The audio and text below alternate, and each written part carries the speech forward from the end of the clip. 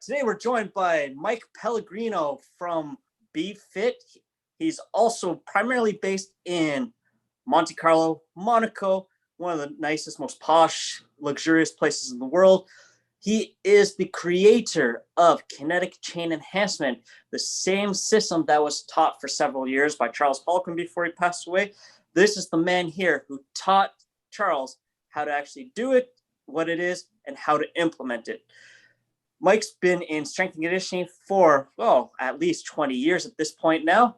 He's 26 years. He's studied around the world. He's taught in various places around the world as well. And he's an avid snowboarder. So Mike, give us a little bit more about who you are. Yeah, so like you said, thank you very much for the intro, Tony. No, I've been around the world quite a bit and around quite a bit. Seen a lot of different fitness fads and techniques and things come and go, which is nice. It's given me the chance to choose and create a little system which is very effective in my opinion. Over the past few years, I've worked with many different athletes, from Olympic guys, racing drivers, Tour de France cyclists, MMA fighters, many different disciplines of sports, and also very much in the private sector. We opened BeFit in the UK in 2004. 2007-8, we started looking after many of the region's top athletes, the football and rugby guys. And that's actually what took me over to Monaco, because in the season of 2010, a lot of my rugby players got sold to other clubs, not in the northeast. Some of that was in France. So I ended up in the south of France a lot, seeing my guys down there. And eventually, all of the people that we met when we were on tour, if you like, while I was working with the others, we built up a great little client base, and we decided to open a BeFit in Monaco, which was wonderful. That was like something very unique for Monaco. It was not bling, it was underground, it was discreet, it was just perfect, you know, a one-to-one place. But we were very blessed in the early days to have some super cool clients from many disciplines, like I said. So that brings us pretty much up to date now, where I'm still based in Monaco, still practicing what I do. We don't have a BeFit there anymore, but operating on that same level with some high profile individuals and many of the athletes still as well. So it's good fun. All right, so today we're primarily going to be discussing Kinetic Chain Enhancement, what it is, who will benefit from it, and the question that I've probably been asked more than any other when it comes to courses since 2018 is, when is it going to be taught again and where? So first, let's get into what is Kinetic Chain Enhancement. Kinetic Chain Enhancement is a combination of strengthening techniques and also soft tissue techniques. Charles actually described it as the Jeet Kune Do of bodyworks. So what I did when I looked into Kinetic Chain Enhancement, all of the different methods that I'd studied over the years, whether it was fascial stretching, gua sha, tui na, which is the Chinese massage technique, whether it was a sports massage or basic prehab, rehab, and conditioning stuff in the gym. Kinetic Chain Enhancement is a system encapsulating the best bits of those, in my opinion, which can be used on, well, anybody with a body, if you like. It's a fantastic way to recalibrate the strength and the tension of muscles.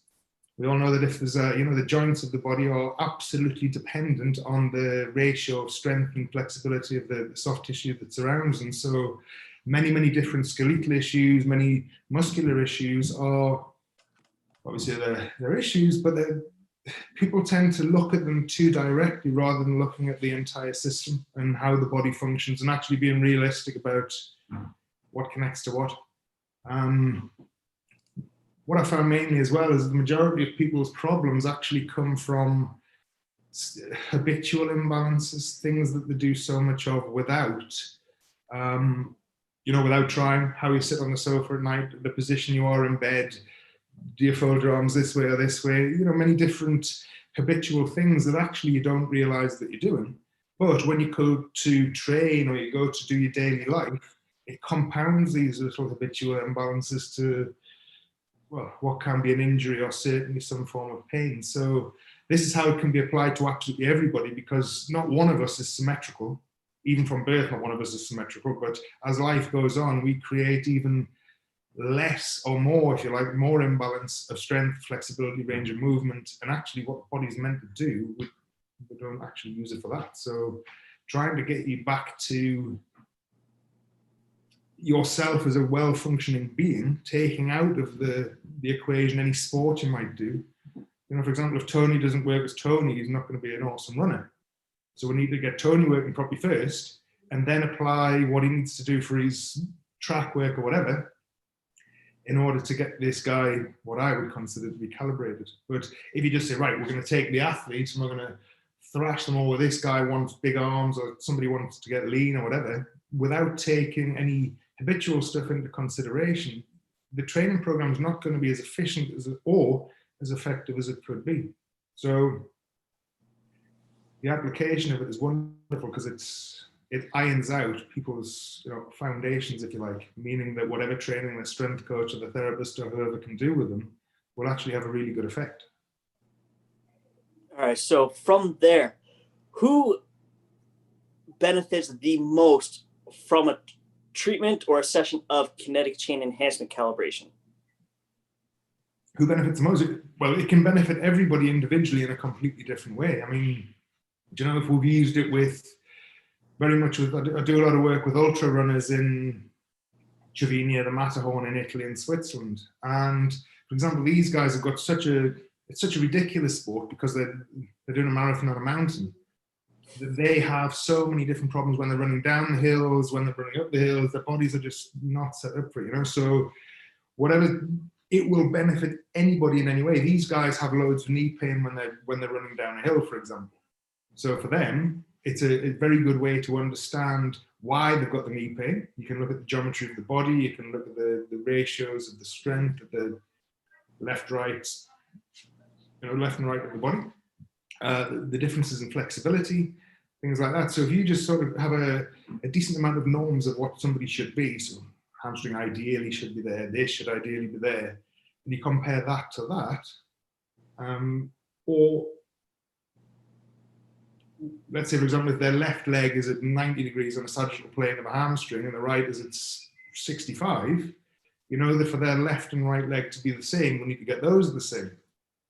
Otherwise, they're going to be running in a circle. And if it's just that, then that's simple, but it wouldn't never be just that. There's a reason why these imbalances occur. Is it because the right leg is bent every night when you sleep? Or is it because you just run on the left-hand side of a mountain? So in the ultra runner's case. So it's nice because it gets you to be a little bit detective about what you're trying to do, because if somebody comes in with a sore knee, it didn't just happen that day. Unless they fell and hurt the knee or there was a trauma.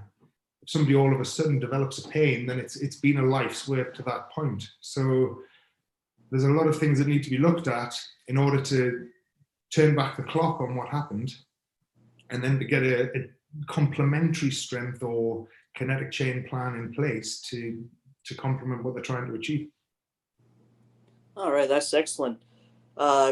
Question that somebody did ask me is there an optimal order when using kinetic chain enhancement points? For example, treating the shoulder. Should you start with auricular, acupuncture points, or gua sha? Depending, again, on what I said about their habits and everything else and what the shoulder's actually doing. So I would take into account not just the shoulder. If you're looking at the shoulder, I would look at how the neck integrates with the shoulder. I'd look at how the pec and the bicep integrate with the shoulder. All the muscles of the back, the triceps, these are all going to connect at the same point to the shoulder. So first of all, I would understand the range of movement of the shoulder and how it affects the other part of the body. So in the case of a frozen shoulder, if somebody's not able to get their arm up, it's quite often a case of the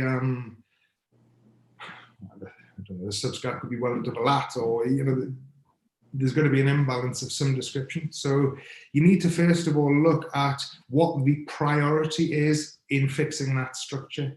Yes, the auricular stuff's great and it does have a release, but if you've got a gnarly adhesion between a couple of muscles in the rotator cuff, you're going to have to deal with that first of all. And that could be with a gua sha tool, or that could be with a thumb, or that could even just be with a series of stretching. I know that when I wasn't teaching kinetic chain and Carlos was, I know that there was a lot of it missed out because obviously there was a huge flexibility portion, which guys that I've spoken to haven't actually studied. They did go down the ear stuff, they did go down the trigger point stuff, they did do even things that resembled a bit of ART or whatever. But there was a huge component actually missed out of the courses I didn't teach. So I would look very much at range of movement, how you going to affect that with simple flexibility moves first of all. I'd go as non-invasive as possible first of all, because some things are just a case of getting the right angle at a stretch when you're trying to release a lat or when you're trying to release whatever. So if that didn't work, or if it's blatantly adhered, then you could, change the shape of it with the gua sha tool or the scraping techniques. But it's difficult, and this is why I wanted to teach this online. But the hardest part of teaching it online is you kind of need to start feeling things, and you need to get an understanding of what's going on. And that, once you've got the different tools in your toolbox and a little bit of experience with them, that's what will give you the knowledge of which one to use first. How does the muscle feel? Is it rock hard? Okay, if it's rock hard, it's probably fascia. So then it might do you some good to take the edge off that with the gua sha tool first, before you can then stretch more into the muscle or massage more into the muscle, or stick your elbow into whichever particular technique you're using for that thing. All right. So the course itself, who would benefit, or who is the course designed to take? Initially, the course was designed for strength coaches like ourselves, people working with performance athletes. That's what I used it with initially, if you like, or that's when it was developed most technically, because when you're working with those guys, they haven't got time to mess around, they haven't got time to not be playing their sport, to not be driving or whatever. So you need to find the most efficient and swift method of dealing with something, not so this doesn't work, we'll try this, and if that doesn't work, we'll try that. So initially it was for the strength coaches who needed fast results with performance, but from then it's diversified so much that you can use it to rehabilitate. You can use it as a rehabilitation tool. You can use it even in a spa therapist environment in certain cases as well, but initially it was definitely down for performance. Okay, so from that, let's discuss what the course curriculum is. So what will actually be taught and the structure of it? Because originally it was being taught in 3 modules that were 1 to 2 days. It was, but it all related to a lift. Yep. How are you going to be teaching it? Well, when we taught it originally, the first course that Charles and I taught in Marbella, and the guys in general saw that, we taught it related to lifts, like you said. But the more I've done it, I think it's better just to start at the feet and kind of work up through the entire body. It is the kinetic chain. So if you're saying to somebody, okay, we're just gonna focus on a squat. Majority of people probably can't squat anyway. So to tune somebody up so they can squat, that would be one purpose for it, to create more of balanced hips, more whatever they need in order to get the squat looking like a squat. The way it was taught originally was the lifts, it was the pull-up, it was the squat, it was everything else. But for the kinetic chain to work properly, you need to look at the kinetic chain. So if we were to start at the toes, work all the way from the toes, the sole of the foot, up the backs of the legs, through the hips, the lower back, the thoracic up to the neck and the shoulders, and even the position of the head. They are the way that I prefer to teach it now. So we'll start with a lower body component, and then we'll probably do a trunk component, arms, and then shoulders and neck. And that way you'll find that the greatest crossover back to what anybody needs to do it for, or to use the techniques for in their practice, it'll be much more simplified. Not many people come in and say, I'd like to have my squat technique improved, please. So you would never just go straight for that, and that might not even be a priority for them. If you had an athlete in who did do that, then you can relate what you know about the leg and the hip and the back and the shoulder and everything straight back to their squat. But I would much prefer, like I said to you before, if Tony doesn't work as Tony, he's not going to work as a sprinter. So we need to get the individual calibrated first of all before we start to think about how they're going to use that technique. All right, excellent. And now the big thing that keeps on being asked is when and where is this going to take place? I can help answer this since how we spent a good chunk of the early part of COVID's fun days of lockdowns, connecting with people globally. But when will this all start to be taught, first of all? And then I'll get into where.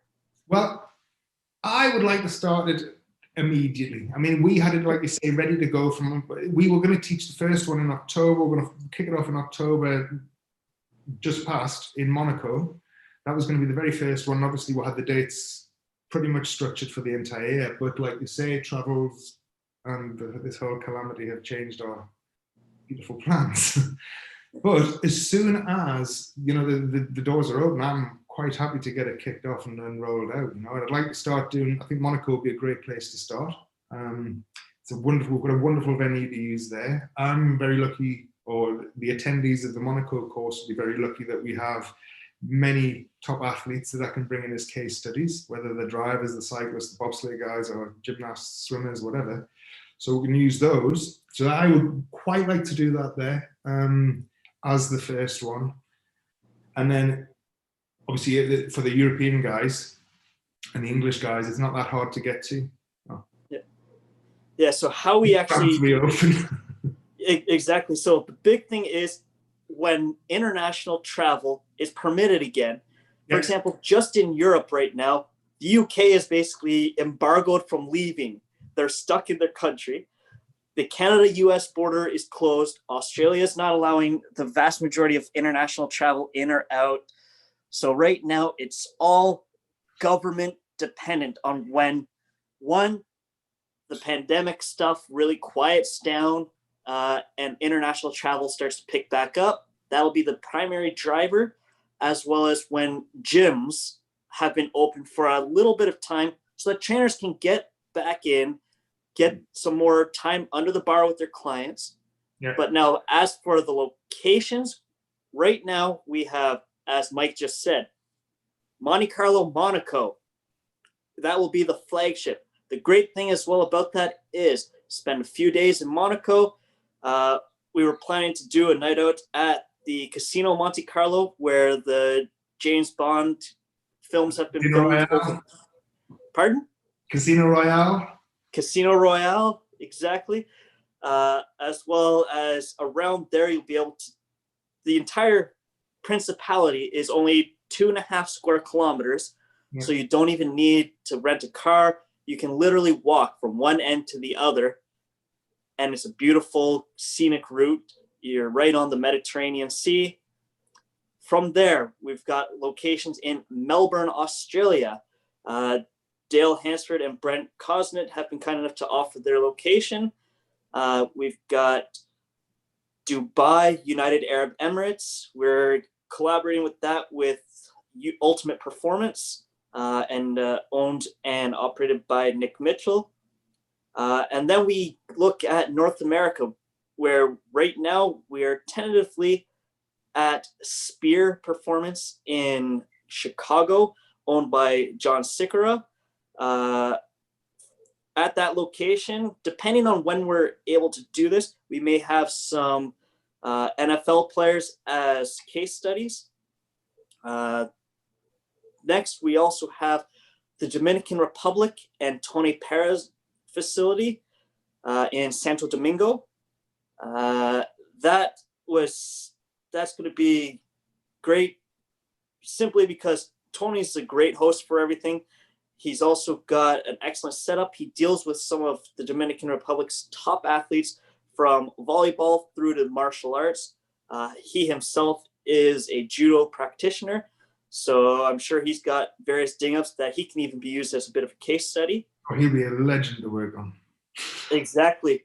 So we kind of structured it with two kind of cohorts of locations where it would be 2 seasons, if just for simplicity's sake, where the summer was originally planned to be taken off because that's when us strength coaches are preparing athletes for their seasons. The vast majority of sports happen from August through to June for the most part. The unique thing about 2021 is that the Tokyo Olympics have been pushed back into 2021. So a lot of coaches are going to have to spend their time with the athlete. Something unique as well that I just realized I forgot to mention for the Chicago location is I'll be bringing in one of the top speed for sport coaches, trainers, anywhere in the world, Justin Kavanagh from the Sports Speed Institute of Washington, D.C., to do a one-day seminar on strictly speed for sport. While it'll probably be more pertaining to sports like football, American football I'm talking, as well as European football, baseball, it also translates into all sports. Every sport needs some form of speed and speed mechanics. Little synopsis of Justin, he's worked with some of the, if you look at the top 10 100-meter sprinters in history, he's worked with several of them. So he knows his shit when it comes to training for speed. He's one of the only people on the planet who, me coming from a track and field background, would actually feel comfortable teaching speed stuff. The second half that we were still planning out was a second return to either Australia or Hong Kong or Malaysia at Peak, which is owned by Riyad Hashem. A second European stop, which potentially would have been in either Brussels or Switzerland, or the United Kingdom in, I believe it was Tom Leith in Glasgow. A second location in North America that would have been more so on the West Coast, so that we kind of have like East Coast and West Coast, because there's thousands of coaches across North America, and not necessarily all of them will be able to attend the first stop, but the second stop, we can get a second cohort of people in. So that's the plan when it comes to locations. The course itself, Mike and I, we were talking, and it's going to be 4 days in length. It's going to be quite intense. By the end, your brain's going to be a little bit nuked and melted down. Ideally, when it comes to travel into and out of a location, we'll plan it so that it's you've got a day to also enjoy whatever city it is. If it's Melbourne, Australia, and you're traveling from, whether it's you're just traveling across the city in Melbourne, you're traveling all the way from the Gold Coast, you're coming from Vietnam or Japan for the course, gives you time to also see a little bit of the city, because part of the experience of the course is visiting where you are, enjoying the food, enjoying some scenes. We're going to try to get at each location, just like Monte Carlo, having some form of an outing for everyone during the course or just after the course, so that everyone can chit chat, shoot the shit, talk shop, enjoy things, future planning. And this way as well, it also creates that community of people that, okay, I've got a client that's going to be traveling here, or an athlete that's going to be traveling here, and boom, you know who you can refer to right away, because you've gotten to know them, you've gotten to hopefully like them, and by the end of the course, you should be able to trust them.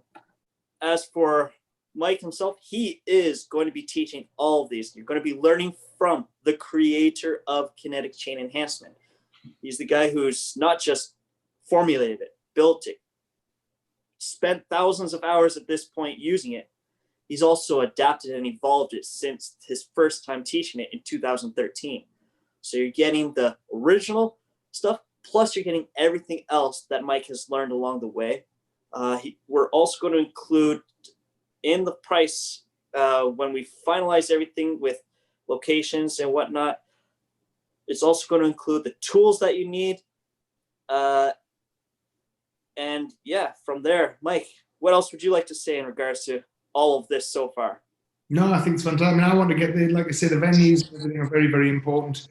And the network side of thing is great as well, because I have guys contacting me or guys contacting each other that have attended the courses that I was on. You know, somebody say, okay, I've got this frozen shoulder, I've got this, how do you deal with it? And it's nice because it is a nice support network. And you know that if your client is on tour and they get an injury or whatever happens, that you have got this outstanding crew, if you like, around the world. But it just makes, you know, it's a lovely addition to anybody in the health and fitness industry, or even the therapy side of things. It just puts a totally different, it shines a different light on it, completely different light. I mean, I remember when I rehabbed Charles's shoulder, he's like, hey Mike, I've seen a lot of these techniques, but I've never seen them all together. Why did you do it like this? And why did you do it like this? And I'm like, well, it's important that we use this sequence, you know, to understand where the problem and everything is. So I just think it's a nice enhancement, not only to the kinetic chain, but to what anybody that will